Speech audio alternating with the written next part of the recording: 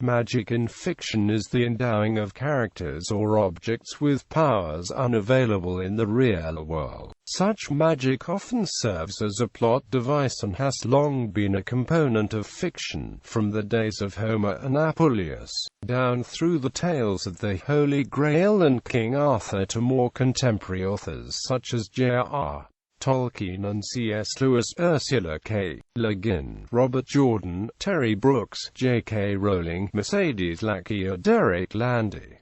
Plot function. Within a work of fantasy, the function of magic is to move the plot forward, providing power for the hero of the story and/or power for those who oppose him/her. The use of magic frequently manifests itself in a transformation of the character, if not the world. In order to carry out its function, magic often carries a price equal to its value.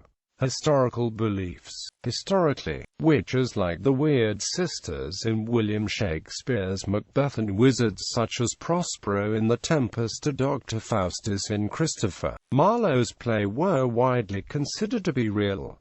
However, modern writers and readers treat magic as imaginary.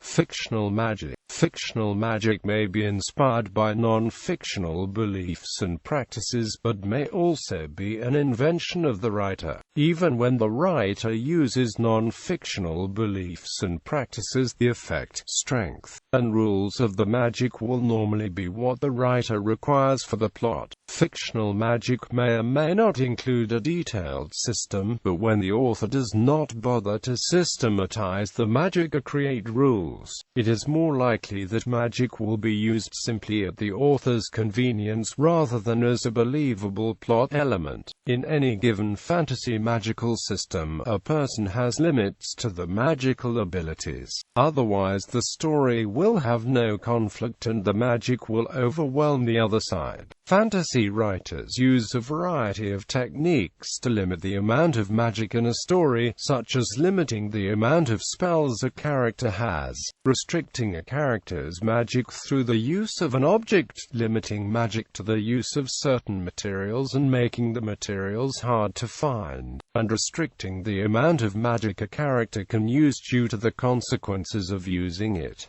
Magic as an innate talent. In most fantasy works, writers tend to depict magic as an innate talent, equivalent to perfect pitch, and there is wide variation on how spontaneously a person or other being with such a talent can use it. Talents that occur spontaneously usually need training in order to control their abilities. Those who use such spontaneously generated powers are usually not called magicians or similar terms, those being reserved usually for those who have to learn to wield magic.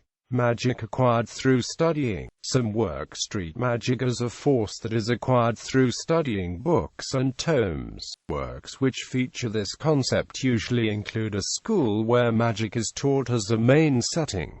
Magic bestowed by another. Magic may also be gained by having it bestowed upon one by another, either through pact with the devil or with other spirits, as is common in folklore. In some cases, the demon may only provide the means for the would-be wizard to learn magic, or the pact may be for the devil to do the magic on the wizard's behalf, forcing the wizard to compel it to act. Sword and sorcery heroes are depicted as fighting against this type of wizard, along with crazed cults where gods or demons give power to the followers.